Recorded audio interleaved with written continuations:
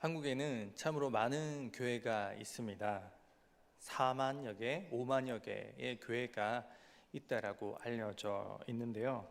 대한예수교 장로회 통합칠 교회가 한 9천여 교회, 그리고 한 200만 명 정도, 278만 명 정도, 그리고 합동측이 11,000여 개 교회, 그리고 276만 명, 감리교가 한 7천여 개 교회, 교인 수가 한 133만 명, 그리고 백석교단이 9천여 개 교회, 140만 명, 큰 교단, 대형 교단들이 한 이 정도 된다라고 그렇게 알려져 있습니다. 그러나 이렇게 많은 교회가 있다고 해서 모든 교회가 다 똑같은 역할을 하지는 않습니다. 사람마다 다 다른 환경과 각자의 재능과 역량에 따라 다른 모습이 있듯이 교회도 마찬가지로 다 다른 역량과 환경 가운데서 다른 모습으로 하나님이 맡기신 그 사명을 감당하곤 합니다. 어떤 교회는 지역을 잘 섬기는 교회, 어떤 교회는 선교를 잘 감당하는 교회, 어떤 교회는 제자 훈련으로 유명한 교회, 어떤 교회는 다음 세대를 잘 양육하기로 소문난 그런 교회가 있고, 각각의 역량과 환경에 따라 다 다른 일을 하고 있습니다. 하나님이 맡기신 사명이 다르고 모습도 다른 것이죠. 만약 전국에 있는 모든 교회가 다 똑같은 모습이라면 그것만큼 참 재미없는 일도 없을 것입니다. 하지만 하나님은 모든 교회에 똑같은 사명을 맡기신 것이 아닌 다른 역할과 다른 모습으로 지어져 가게 하셨습니다. 이것은 목회자도 마찬가지입니다. 각자에게 부어주신 달란트가 다르고 환경이 다르기에 다른 모습으로 섬기곤 합니다. 어떤 분은 신방을 통해 성도들을 잘 격려하는 분이 계시고, 또 어떤 분은 전도를 하는데 아주 특화된 분도 계십니다. 말씀을 잘 전달하는 분이 있는가 하면 찬양의 달란트가 있는 분이 있고, 또한 일을 처리하는 행정적인 부분에서 뛰어난 분 등 각자가 다른 영역에서 다른 모습으로 예수님의 몸된 교회를 섬기곤 합니다. 각자의 역할에 따라 또한 큰 대형 교회를 섬기는 분도 있고, 작은 시골 마을에서 아무도 알아봐 주지 않는 곳에서 묵묵히 교회를 섬기는 그런 분도 계십니다. 누가 더 잘났고 누가 더 뛰어나서 그곳에 있는 것이 아닌 각자에게 맡기신 하나님의 계획하심에 따라, 그리고 필요하심에 따라 그렇게 인도된 것이죠. 그러나 우리는 때때로 큰 교회 목사님이 아주 대단하고 작은 교회 목사님은 달란트가 적은 분이 아닌가라고 여길 때가 있습니다. 말씀도 대형 교회 목사님이 더 좋고 작은 교회 목사님은 그저 그렇다라고 여기는 경우가 종종 있는 것 같습니다. 그러나 하나님은 누가 더 잘났고 더 못나고에 따라 교회를 맡기시는 분은 아니십니다. 그저 그 교회의 필요에 따라 사역자를 세우신 것이죠. 오늘 본문 우리가 읽은 갈라디아서 2장에 나와 있는 사도 바울 역시 마찬가지입니다. 그는 그때 당시만 해도 예루살렘의 유명한 사도들에 비하면 변두리의 무명한 사역자였습니다. 12사도들에 비하면 변두리의 무명한 사역자이긴 했지만 하나님께서 그를 부르시고 이방인들에게 복음을 증거하는 사도로 삼으신 것과 그가 전하는 복음의 내용이 그리스도의 계시로 말미암은 것임에 그는 자긍심을 갖고 있었습니다. 그런데 문제는 그가 개척하고 복음을 증거하고 말씀을 가르쳤던 갈라디아 지역의 교회 성도들이 원래 사역자인 자신의 말은 별로 대수롭지 않게 여기고 자신의 뒤에 온 그 사람들의 이야기에 귀를 더 기울였던 것입니다. 그래서일까요?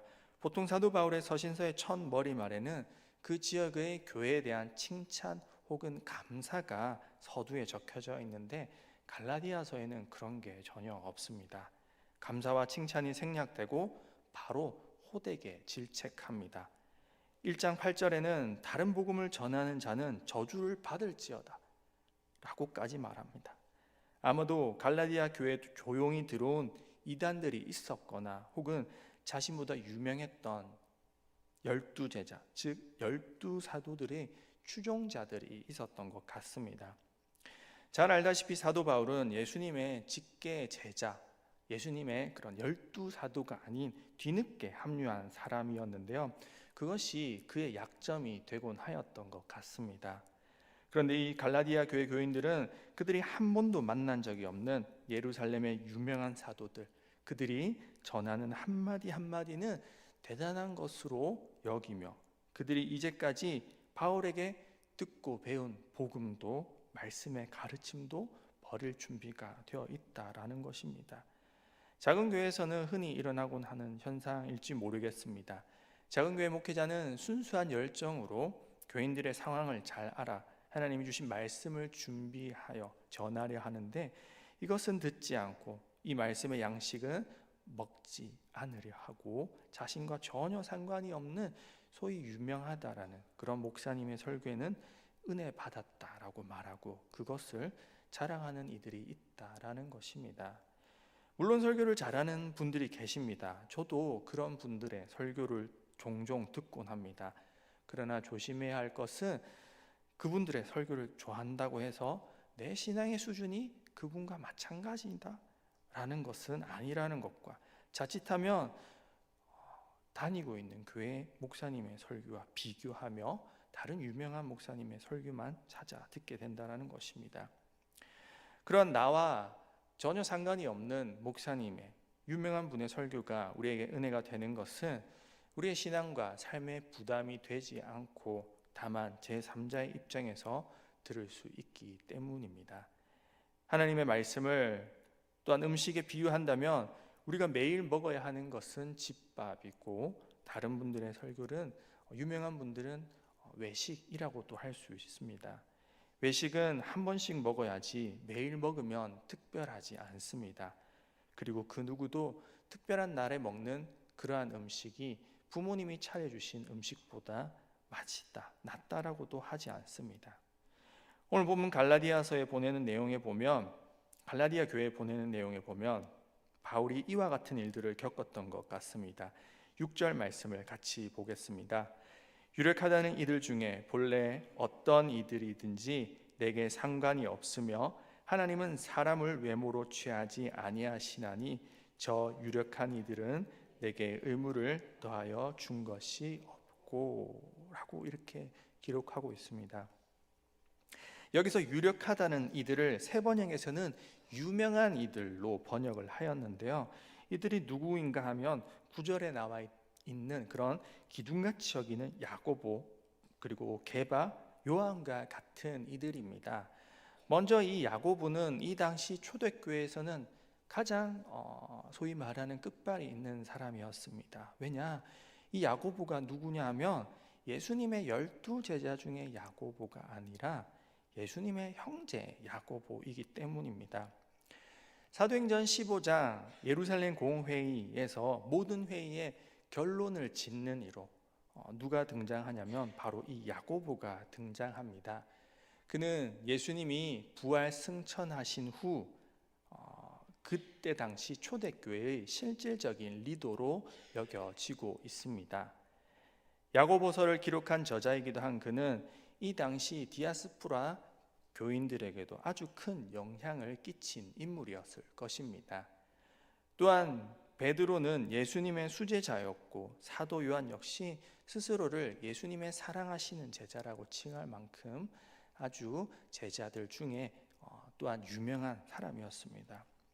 본문 6절에 보면 바울은 이들의 유명세를 폄하하는 것 같은 느낌이 들기도 하는데, 바울의 의도는 그것이 아니라 그들의 파견자를 자칭하는 사람들에 의하여서 갈라디아 교회에 속한 성도들의 마음이 동요됨을 안타까이 여겼기 때문입니다.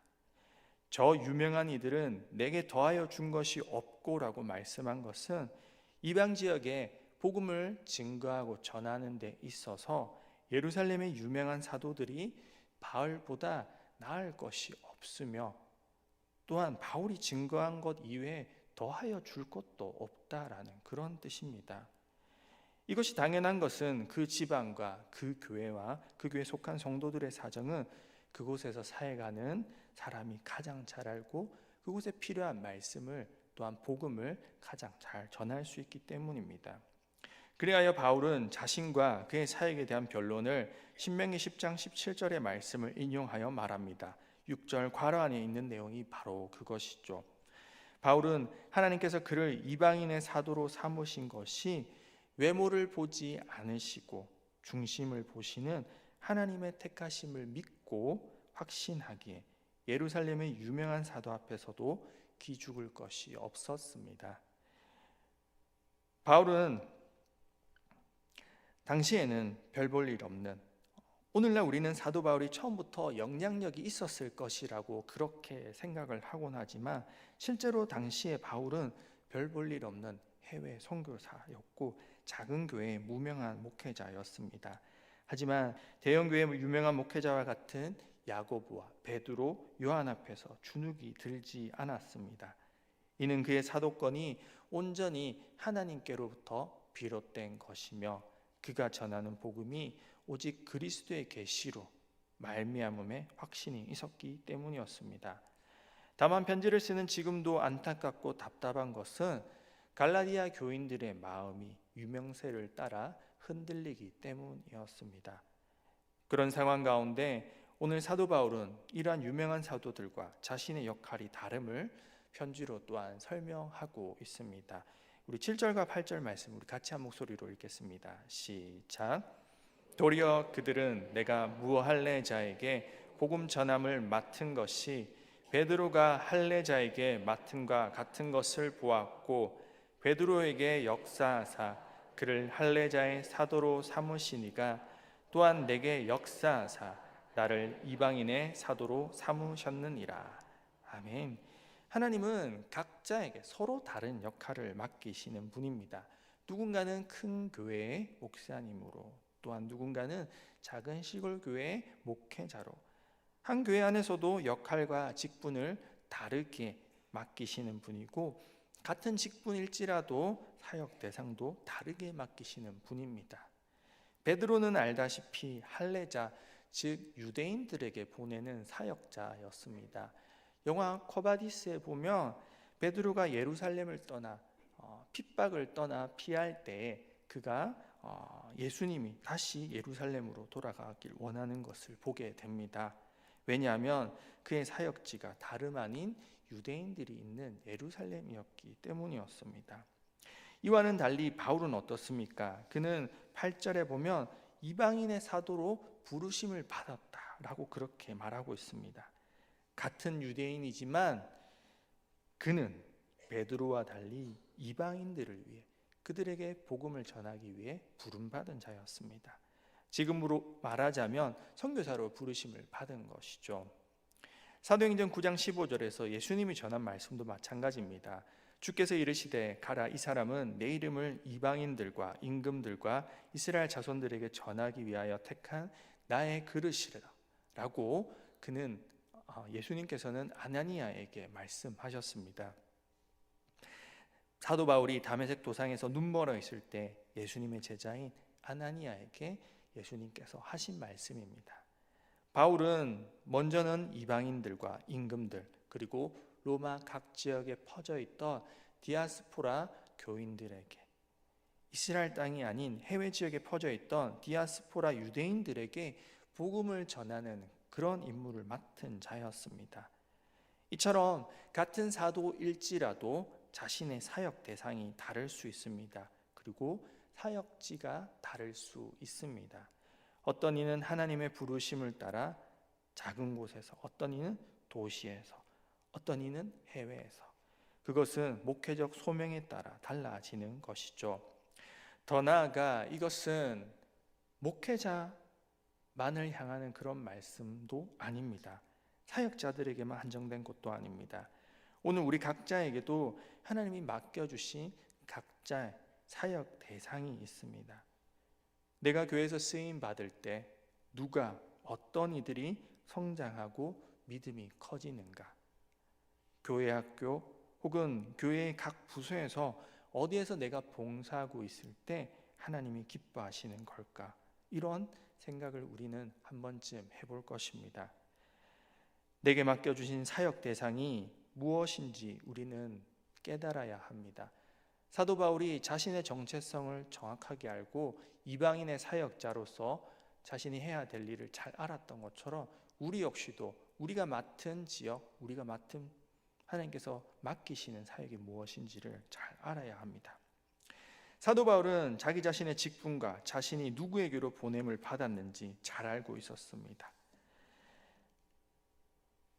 베드로 같은 경우는 어부이면서 성격이 불같았고 행동파였고 말을 잘하는 한 번에 3,000명이 회심하는 그런 일이 있었던 반면 바울은 바리새인이고 지식인이었고 로마 시민권자로서 헬라어를 잘 구사하였으나 말은 좀 어눌한, 글은 잘 쓰나 말은 잘 못하는 그런 사람, 그리고 또한 외모 역시도 별 볼 일 없었던 그런 사람이었던 것 같습니다.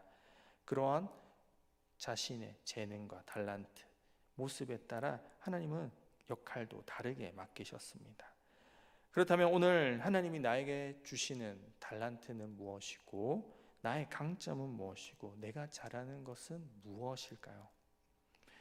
어떤 사람들은 나는 할 줄 아는 게 없으니 돈 많이 벌어서 하나님께 헌금하고 교회에 헌금하고 사역지에 돈을 보내야지라고 생각하는 이들도 있습니다. 제가 원래 그랬습니다. 원래 저는 장로님이 되는 게 꿈이었습니다. 열심히 사업을 벌여서 교회를 위해서 헌금하고 다니엘 기도에 나오는 그런 분들을 바라보면서 저렇게 해야지라고 생각을 했었는데요. 그런데 그 얘기는 반은 맞고 반은 틀린 얘기입니다. 물질로 섬기는 것 당연한 이야기죠. 교회 생활을 하다 보면 그런 간증을 많이 보게 되다 보면 나도 그렇게 하고 싶다라는 생각이 들곤 합니다. 10절에서 바울 역시 이것은 나도 본래부터 힘써 행하여 왔노라라고 고백합니다. 물질로 섬기는 것은 당연한 것입니다. 또한 많은 경우 우리는 사역은 목회자가 혹은 열심 있는 누군가가 해야만 한다라고 생각합니다. 아니, 그렇게 믿고 있는 것 같습니다. 내가 굳이 나설 필요는 없겠지라고 생각할 때가 있는 것 같습니다. 이탈리아의 경제학자 파레토가 발견한 파레토의 법칙을 모두가 잘 아실 것입니다. 어느 날 그가 땅바닥에 기어가고 있는, 일을 하고 있는 개미들을 보게 되었는데 관찰해 보니 개미들이 모두 부지런히 일하는 줄 알았는데 그 중에 한 20% 정도만 열심히 일을 하고 나머지 80%는 빈둥빈둥 대며 놀고 있었다라는 것을 그가 발견했습니다. 그래서 그 20%의 일 잘하는 열심히 하는 개미들만 또 모아서 다른 일을 시켜보았는데 그 중에서도 20%만 일을 하고 나머지 80%가 쉬고 있는 것을 그가 발견하였던 것이죠. 이는 경제학뿐만 아니라 사회 전반에 걸쳐 적용되는 것으로 유명한 법칙입니다. 2대8, 20대 80의 법칙으로 말이죠. 그런데 이 파레토의 법칙이 교회 안에서도 적용되는 것만 같아 마음이 아플 때가 있습니다. 일하는 사람만 하는 것 같고 맨날 하는 그 20%가 하는 것 같습니다. 이 법칙은 세상에 적용될 수 있지만 교회에서는 그래서는 안 될 것입니다. 오늘날 학자들의 추가된 연구에 의하면 나머지 80%의 개미는 사실 놀고 먹고 20%만 일하는 것은 아니라고 합니다. 모든 개미들이 일할 때는 일하고 쉬고 그런 일들을 번갈아 가면서 하는 것을 발견하였다라고 그런 연구를 보게 됩니다. 사실 개미는 모두 다 부지런했던 것이죠. 우리 역시도 각자의 자리에서 맡겨주신 소명에 따라 하나님의 사역을 잘 감당해야만 할 것입니다. 자신과 타인을 비교하지 않으며 내가 가진 것과 남이 가진 재능, 달란트, 환경을 비교하지 않으며 나에게 맡겨주신 그 사명을 묵묵히 감당하는 것이 하나님께서 원하시는 것일 것입니다. 예수님의 달란트 비유에서 5달란트를 받은 종은 5달란트를 남겨서 칭찬받은 것이 아니었습니다. 예수님이 아니죠. 주인이 종에게 칭찬할 때 하였던 말은 착하고 충성된 종아, 네가 작은 일에 충성하였구나였습니다. 그는 충성하였음에 칭찬하였습니다. 우리 하나님은 그런 분이십니다. 얼마나 충성하였느냐를 보시는 분이죠. 만약 5달란트를 손해를 봤어도 혹은 많이 잃어버렸어도 우리 하나님은 책망하지 않으실 분입니다. 왜냐하면 그가 얼마나 충성하였는지를 보시기 때문이죠. 오늘 갈라디아서 본문에서 사도 바울은 자신보다 뛰어난 사도들과의 비교해서 결코 꿀리지 않았습니다. 그도 그럴 것이 그 자신을 로마 시민권자이면서 바리새인이었고 랍비였고 가말리엘 문화에서 공부한 학자였기 때문이었습니다. 그러나 그는 그런 자신의 옛 모습을 전혀 자랑하지 않았고 사도들과 동등하기 위해서 그런 것들 말하지 않고 내가 낸데 왕년에 내가 어땠는데 그런 이야기들을 하지 않습니다. 그 대신 베드로의 역할과 자신의 역할이 다름을 말하고 우리 각자에게 맡겨진 대로 충성하고 섬겨야 함을 지적하고 있습니다. 오늘 우리도 마찬가지입니다.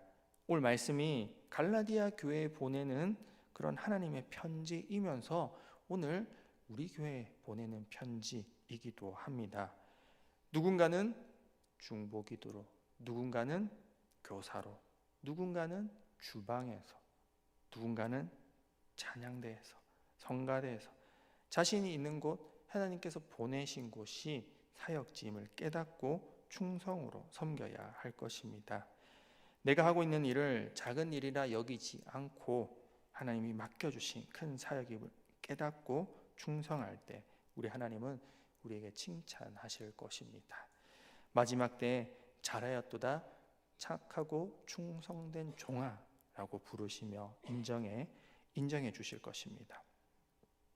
이 세상에서 누군가에게 인정받고 누군가에게 보상을 얻기보다 그저 하나님께 인정받고 칭찬받는 것이 가장 큰 상급임을 기억하며 올 한 해를 마무리하고 또한 내년 2026년을 헌신하는 그런 저와 여러분의 삶이 되길 간절히 바라고 소원합니다. 기도드리겠습니다. 하나님 아버지, 우리를 먼저 믿게 하시고 각자의 자리에서 자신의 위치에서 제 역할을 하게 하심 감사드립니다. 주님께서 모든 것 하실 수 있으시지만 저희를 사용해 주시고 저희와 함께 일하시고 저희를 동역자로 불러주심도 감사드립니다. 저희를 로봇이 아닌 주님의 동역자로 불러주신 것 감사하며 각자의 위치에서 최선을 다하게 인도하여 주시옵시고 지혜 허락하여 주시옵소서. 힘과 능력 주시옵소서. 우리는 항상 편하길 원하고 편하게 생활하길 원하고 편하게 신앙생활하길 원합니다. 하지만 좁은 곳, 좁은 길로 가는 것이 진정한 그리스도인의 삶이라는 것을 깨닫게 하시고 오직 주님께서 원하시는 삶만을 살아가게 하옵소서. 내가 원하는 사역지가 아니라 내가 원하는 위치가 아니라 내가 원하는 직분이 아니더라도 하나님이 맡겨주신 그곳에서 최선을 다하는 우리 각자의 모습이 되게 하옵소서. 그래서 마지막 날 천국에 갔을 때 착하고 충성된 종아 잘하였다라고 칭찬받는 우리 모두가 될 수 있도록 인도하여 주시옵소서. 감사드립니다. 예수님 이름으로 기도드립니다. 아멘.